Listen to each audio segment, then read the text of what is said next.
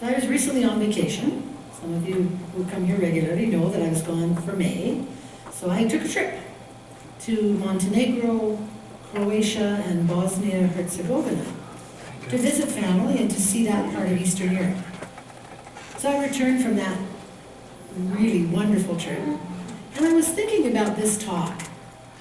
And I thought about how when we travel, the trip is only as good as our frame of mind. If we have a tendency to worry, we will likely worry when we're on vacation. If we're spontaneous, we will likely be that way on holiday, or even before we leave. I went on this trip totally trusting that my sister and her husband had it under control. They've been living there for 3 years.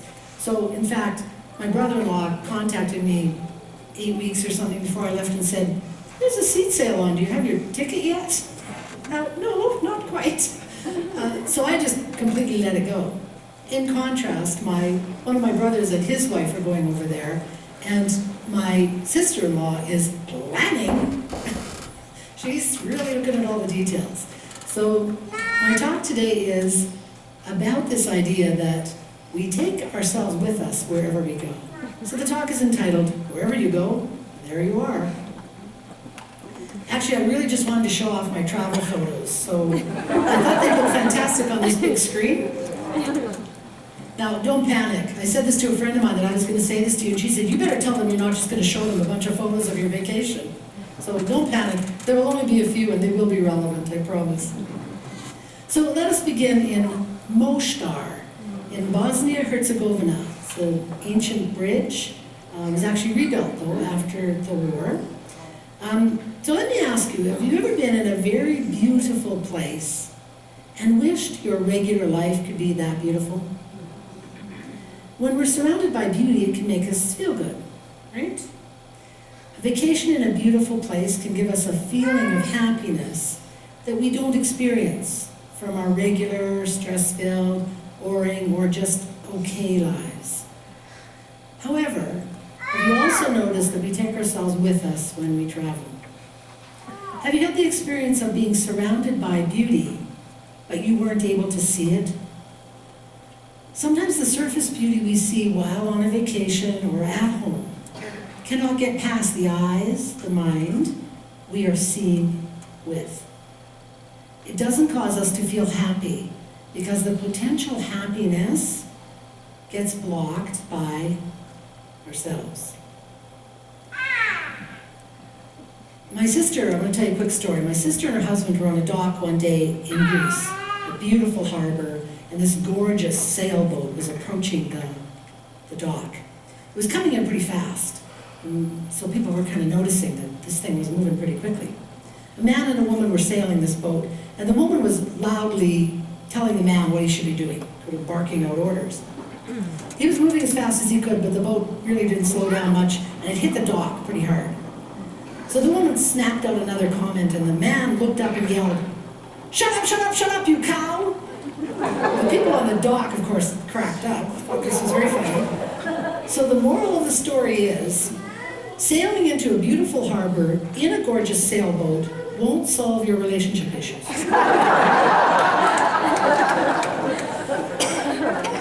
In contrast to the idea of beauty reaching us, sometimes we may find ourselves in a place that's not beautiful at all, and yet we see great beauty, and we feel contentment or happiness.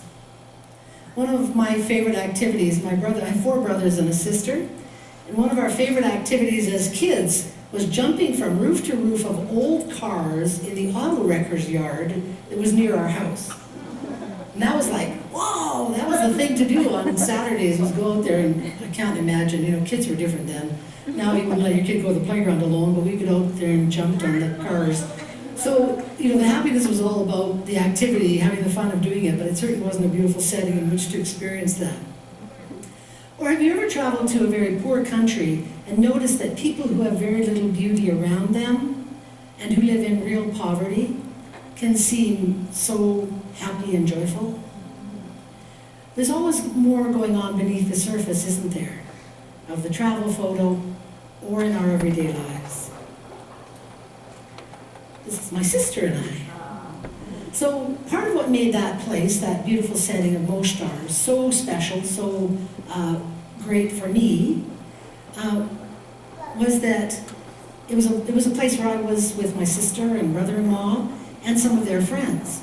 That night we wandered around among stone streets and a kind of a huge bazaar that went on for blocks. We stopped for a lovely dinner on the water. We had ice cream on the way home. And it was, just a beautiful experience. A number of years ago, though, I traveled with my sister. And we were in Europe as well. We were in Germany and in Nice, also very beautiful settings. But I wasn't having such a great experience. We were at a different point in our relationship. I was pretty nervous, and she's a big sister, and I was, on edge all the time trying to please her. So I'm clear it isn't about the setting, it's about what we bring with us to the setting that makes a difference, whether we're living in joy and love and peace and power versus being anxious or afraid or not connected with ourselves. And even in our small group that night, not everyone was having a wonderful evening.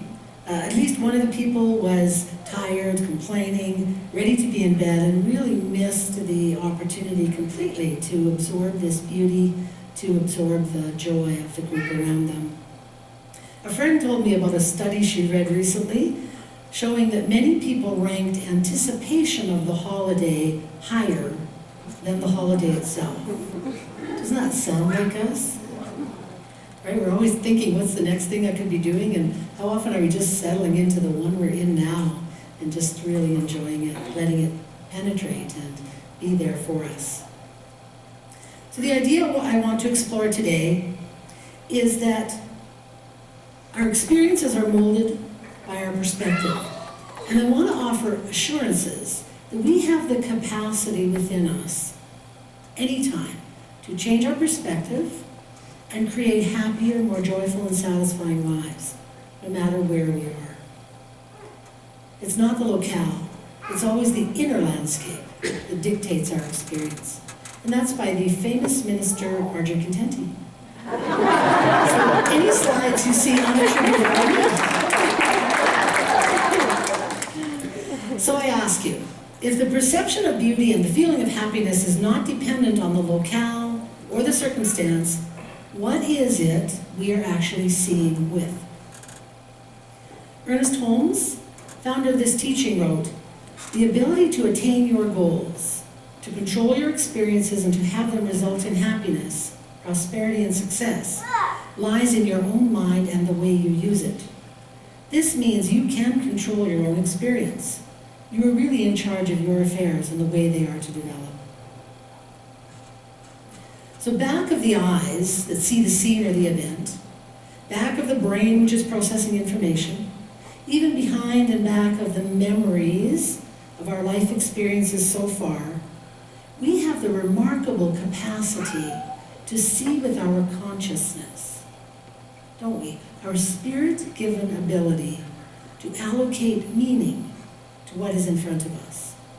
Now, there's research all the time on the animal world, but so far, to our knowledge, we seem to be the beings on the planet that have this ability to do that, to see from the outside what is going on for us, and to declare our lives into meaning.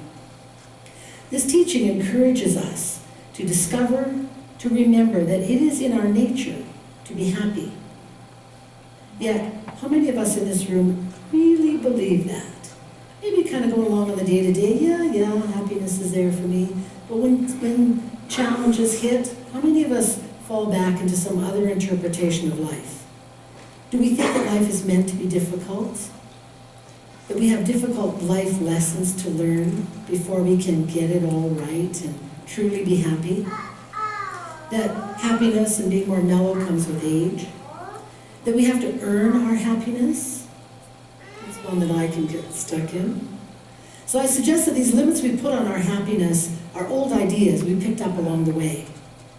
So why are many of us, maybe most of us, still putting conditions and limits on how great our life could be?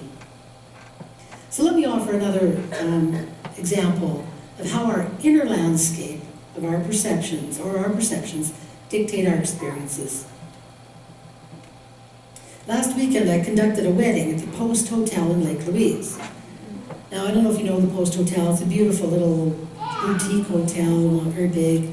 It's owned by a couple of brothers. The hotel is impeccable. Everything is always very beautiful. It's very expensive, just really a lovely place to be. So I decided that I would make an evening of it. So I decided to stay out there. So my partner and I went out, and after the wedding was all done, went beautifully, we had the wedding outside along the creek. My partner and I went to the dining room. It's a lovely dining room, you know, the white tablecloths, the flowers on the table. We were sitting at the window with the mountains beside us. I had a very expensive, carefully prepared entree. It's lobster with a pappardelle pasta and a champagne sauce. It was so good. An attentive waiter, just really a lovely experience. Someone I love across the table from me. So we could assume that those circumstances caused me to have this really enjoyable meal and evening. However, I remember another meal that was every bit as fantastic, and it was about 15 years ago, a long time ago. The meal cost almost nothing, and the setting was definitely not beautiful surroundings I was immersed in. I was taking a meditation course from a really wonderful workshop leader named Judy Young. Anybody here ever taken courses from Judy? Anyway, she did a number of courses here a few years ago. I was with a friend. We had completed the evening's meditation class, and we weren't quite ready to go home, so we stopped at the Dairy Queen on Elbow Drive. So we each ordered a cheeseburger. We were sitting in the car to eat. We unwrapped these burgers. We bit into them. And more slowly, we each took another bite. We turned to each other and kind of simultaneously said, "Oh my God, isn't this the best food you've ever eaten?" We savored every bite of those fast food burgers, and I could still almost taste how great it was. So what was going on?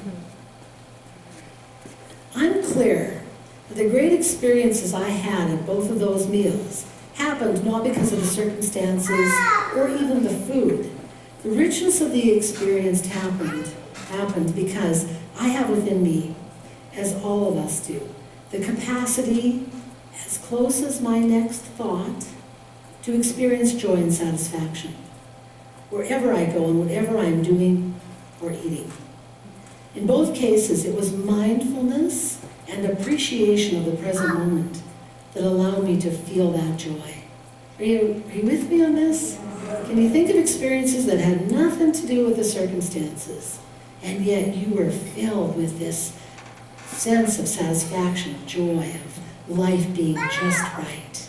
And in contrast, being sometimes in a situation where anybody would be thrilled to be there, and you're just not feeling it. Yeah. So happiness and appreciation of beauty and life is not a theory. It's a reality. We can access it anytime we choose.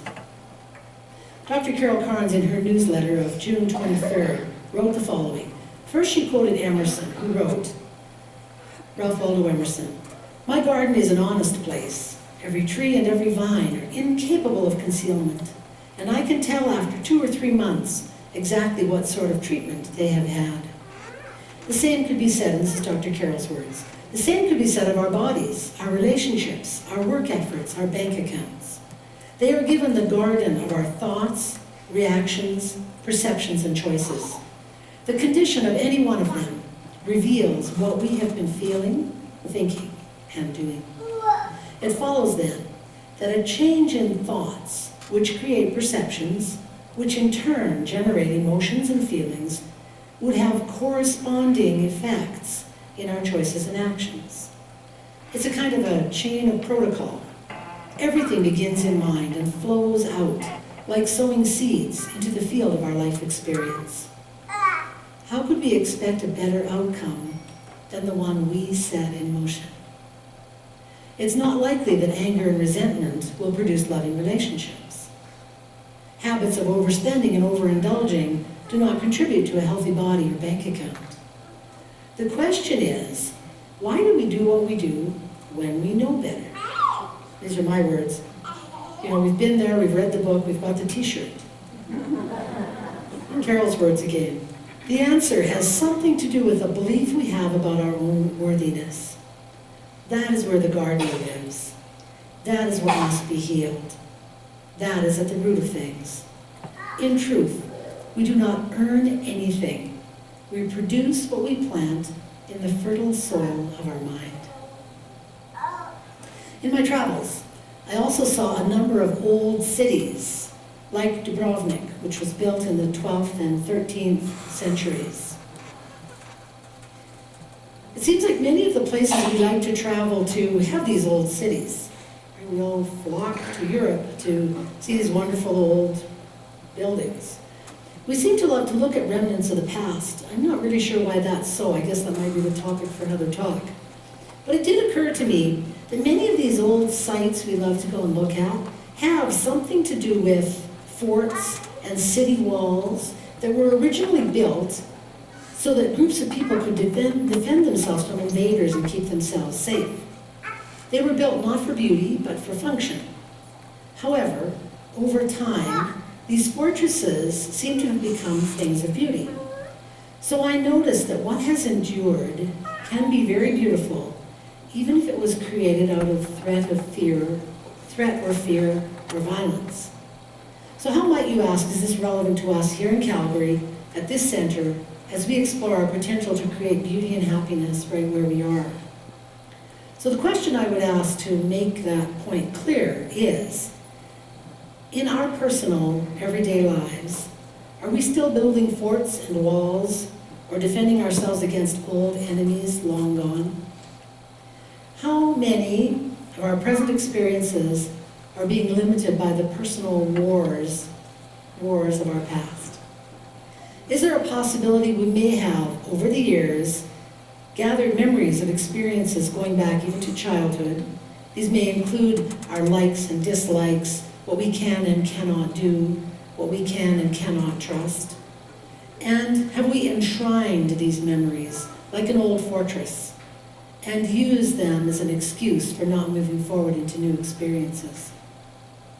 And perhaps most importantly, is it time for us to open our eyes and see that some of the most beautiful, enduring qualities in us are the ones born out of the difficult circumstances of the past? Can we appreciate the forts and walls while letting go of the pain that created them? For instance, can someone who has been abandoned emotionally or physically in the past appreciate and practice lasting love and loyalty, not out of an old need to cling, but because we all have the ability within us to embrace the happiness that starts right here by right of our nature as spiritual human beings? One of the reasons I love this teaching is that Ernest Holmes and all the great teachers of the science of mind say, yes, we are assured that we are much more than a collection of experiences that have happened up until now. Ernest Holmes also wrote, life is an adventure in which we never know what's going to happen just beyond the turn of the road. But too often our today is filled with regrets over the past. If we could convince ourselves that the limitations of the past need not be carried into the future, what a happy outlook we could have. The mistakes of yesterday can be canceled. Spirit's creation is always taking place. And no matter what the experiences of yesterday may have been, they can be changed. Does that give anyone else hope and inspiration and assurance that no matter where we've come from, no matter what we carried around 2 weeks ago or 5 years ago or 30 years ago or yesterday or this morning, all of that is changeable, absolutely within our capacity to do that. So I'm not here today to give you a formula for accomplishing this. There are so many paths that will work, and you already have some of them, I know you do. I know that meditation is one of them. So meditation, preferably on a regular basis, helps us reconnect with that wholeness inside, to remember that we are so much more than the circumstances around us. Taking this teaching to heart and practicing it is another way. Students who come to classes really get a richness from that, from really practicing the teaching. You come here on Sunday mornings to remember this, to be reminded of how powerful you are. That this life of spirit is your life. And you access it every second of every day. Following another spiritual tradition that rings true for you. All of these will work. Practicing mindfulness on a daily basis. And I know that you have some in your head as well. Things that we can do to make it work. The key is to do it. Just to make a choice, to make a decision. Day by day, whenever you can. Give yourself credit for what you have done so far. Do a little bit more. Do something tomorrow. Do something this afternoon. And just accept that you're where you are and you have this unlimited capacity to move forward. So my purpose today was to remind all of us that we are powerful beyond measure. And the opportunity is in us every minute to unleash our capacity to see beauty, to experience happiness, and create lives of joy and meaning. And by the fact that you are here, I know you are on a spiritual path. I respect that path. I honor it. I encourage you in your personal quest for a life that makes you sing every moment with just the joy of living. Because this is important work that we do. Because wherever you go, there you are. And I want to leave you with a final image. Because I'm inspired regularly by a person who's been living a great life through maintaining a spiritually centered, positive outlook. And as she turns 95 this coming Saturday, she's still creating joy and meaning for herself and others. Now, some of you know who this is. Who is this? Your mother. My mother, Madge Contenti. And she's also evidence, last time you saw her on a motorcycle, she was only 94 then. And now she's evidence that it's never too late to participate in your very first, somewhat assisted selfie.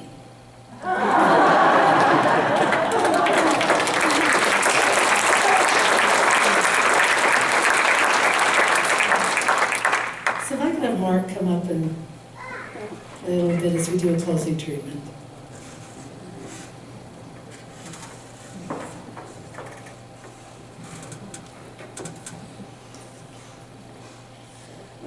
So let's know together that this one life of love and peace and joy and power is our life. I speak for all of us.